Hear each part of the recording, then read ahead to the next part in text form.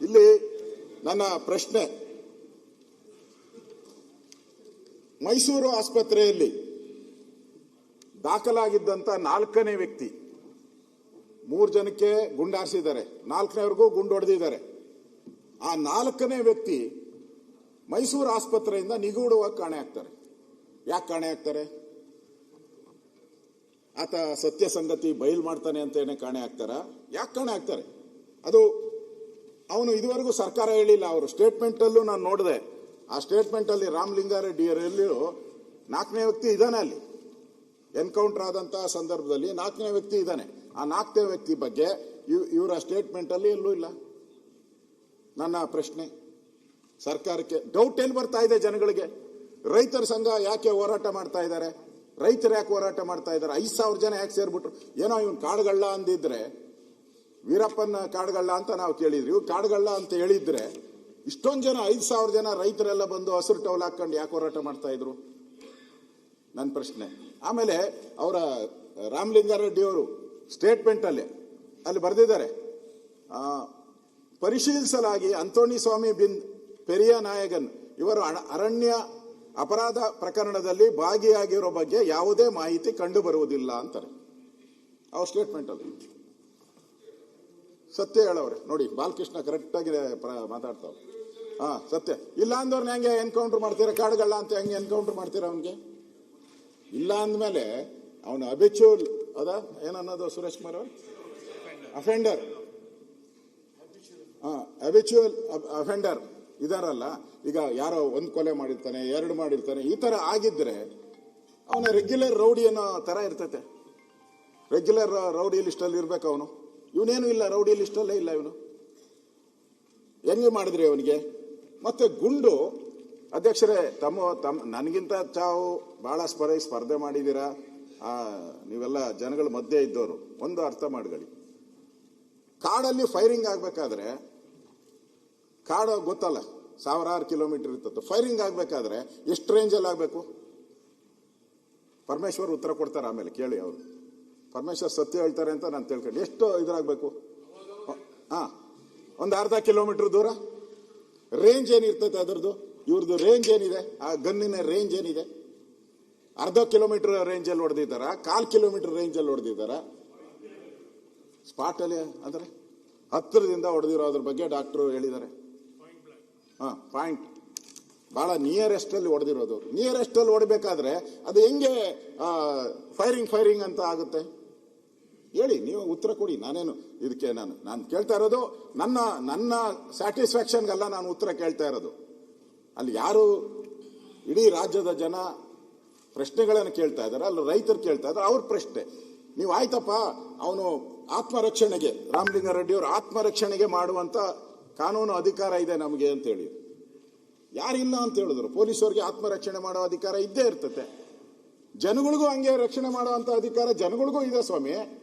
ಜನರ ಪ್ರಾಣನ ಹಂಗೆ ತೆಗಿಯಕ್ಕಾಗಲ್ಲ, ನೀವು ಸುಮ್ನೆ ತೆಗಿಯಕ್ಕಾಗಲ್ಲ.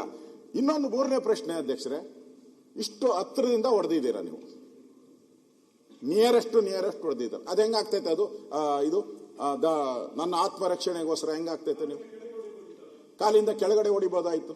ಹೃದಯಕ್ಕೆ ಹೊಡೆದಿದ್ದಾರೆ, ಕತ್ತು ಹೊಡೆದಿದ್ದಾರೆ ಅವ್ರಿಗೆ. ಓಕೆ, ಆಯ್ತು. ಅವರ ಸ್ಟೇಟ್ಮೆಂಟ್ ಅಲ್ಲಿ, ರಾಮಲಿಂಗಾರೆಡ್ಡಿ ಸ್ಟೇಟ್ಮೆಂಟ್ ಅಲ್ಲಿ ನಮಗೆ ಮಾಹಿತಿ ಬಂತಂತೆ ಇವ್ರಿಗೆ, ಅಲ್ಲಿ ಕಳ್ಳರಿದ್ದಾರೆ ಅಂತ ಮಾಹಿತಿ ಬಂತು. ನಾವು ಹೋಗಿ ರೈಡ್ ಮಾಡ್ತಿರುತ್ತೆ. ಕಳ್ಳರಿದ್ದಾರೆ ಅಂತ ಮಾಹಿತಿ ಬಂದ ಮೇಲೆ 4 ಜನ ಹೆಂಗ್ ಹೋದ್ರಿ ನೀವು? ಎಷ್ಟು ಜನ ಸ್ಟಾಫ್ ಇದ್ದಾರೆ ಆ ರೇಂಜ್ ಅಲ್ಲಿ? ನಿಮಗೆ 100-200 ಜನ ಇರ್ತಾರೆ. ನಾನು ಹೋಗಿದ್ದೀನಿ ಕಾಡಲ್ಲಿ, ಕೋಚಿಂಗ್ ಕ್ಯಾಂಪ್ಸ್ ಇರ್ತೈತೆ ಅಲ್ಲೇ. ನೀವು ಡಿ ಫಾರೆಸ್ಟ್ ಒಳಗಡೆ ಸುಮಾರು ಒಂದು 400-500 ರೆಗ್ಯುಲರ್ ಆಗಿ ಇದ್ದೇ ಇರ್ತಾರೆ ಅಲ್ಲಿ. ನಾನು ಹೋಗಿದ್ದೀನಿ, ಆ ಸ್ಪಾಟ್ಗೆ ಹೋಗಿ ಬಂದಿದ್ದೀನಿ. ನಾನು ಕೂಡ ರೆಗ್ಯುಲರ್ ಆಗಿರ್ತಾರೆ ಅಲ್ಲಿ. 4-5 ಜನ ಇರ್ತಾರೆ, ಓದೋರು ಬೇರೆ 4 ಜನ. ಇಷ್ಟು ಜನ ನಿಮಗೆ ಸ್ಟಾಫ್ ಇದ್ಕೊಂಡು, 100 ಜನ ಸ್ಟಾಫ್ ಇದ್ಕೊಂಡು ಅವ್ರನ್ನ ಸುತ್ತುವರೆದು ಯಾಕೆ ಹಿಡಿಯಕ್ಕಾಗಿಲ್ಲ? ಆಯ್ತು, ಹೊಡೆದ್ರಿ, ಏನು ಒಳ್ಳೆ ಇದು ಏನೋ ಸೀರಿಯಸ್ ಆಗಿ ಒಬ್ಬರಾದ್ಮೇಲೆ ಒಬ್ರು 3 ಜನ ಹೊಡೆದಾಕ್ಬಿಟ್ರಿ. 4 ಜನ ಹೊಡೆಯುವಂತ ಅವಶ್ಯಕ, 3 ಜನ ಸಾಯಿಸುವಂತ ಅವಶ್ಯಕತೆ ಏನಿತ್ತು ಇದರಲ್ಲಿ? ಒಬ್ಬ ಸತ್ತಿದ್ರೆ ಉಳಿದವರೆಲ್ಲ ಓಡೋರು. ಒಬ್ಬ ಸಾಯ್ಬೇಕು ಅಂತಾನೂ ನಾನು ಹೇಳಲ್ಲ. 3 ಜನ ಓಡೋರು. 3 ಜನರ ಮೇಲೂ ನೀವು ಗುಂಡಾರಿಸಿದಿರಲ್ಲ, ಯಾಕೆ 3 ಜನದ ಗುಂಡಾರಿಸ್ತೀರಿ ನೀವು?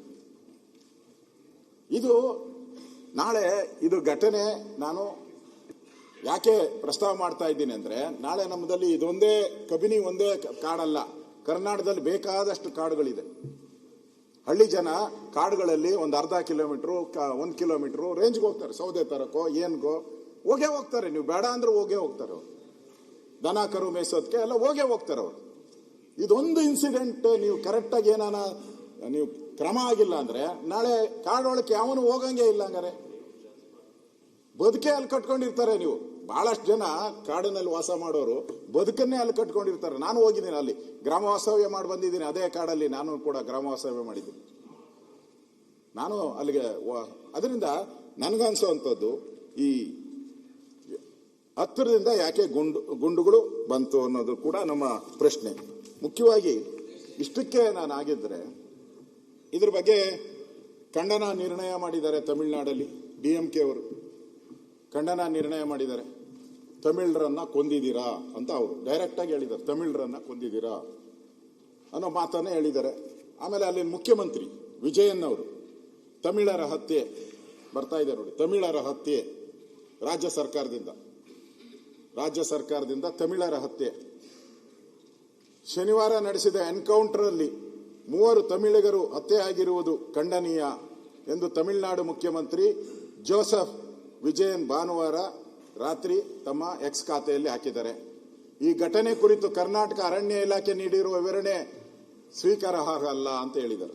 ಮುಖ್ಯಮಂತ್ರಿ, ಒಬ್ಬ ರಾಜ್ಯದ ಮುಖ್ಯಮಂತ್ರಿ, ನಿಮ್ಮ ಪಾರ್ಟ್ನರ್ ಅವರು, INDA ಪಾರ್ಟ್ನರ್, ಅವರೇ ಹೇಳಿದ್ದಾರೆ ನಿಮ್ಮ ಫಾರೆಸ್ಟ್ ಡಿಪಾರ್ಟ್ಮೆಂಟ್ ಏನು ಕೊಟ್ಟಿದೆ ರಾಮಲಿಂಗಾರೆಡ್ಡಿ ಅವರು ಓದಿದ್ರಲ್ಲ ಅದು ಸ್ವೀಕಾರಾರ್ಹ ಅಲ್ಲ ಅಂತ ಹೇಳಿದ್ದಾರೆ ಅವರು. ನಾನು ಈಗ ಓದಿದೆ, ವಿಜಯ್ಗೆ ಏನು ಕನ್ಸಲ್ಟ್ ಬಂದಿತ್ತ? ಕರೆಕ್ಟ್ ಆಗಿ ಹೇಳಿದ್ರಿ. ಹಂಗಾರೆ ಲಾಯಕ್ಕಿಲ್ಲ ಅಂತಾನೆ ಅವ್ರ ಮುಖ್ಯಮಂತ್ರಿಗೆ.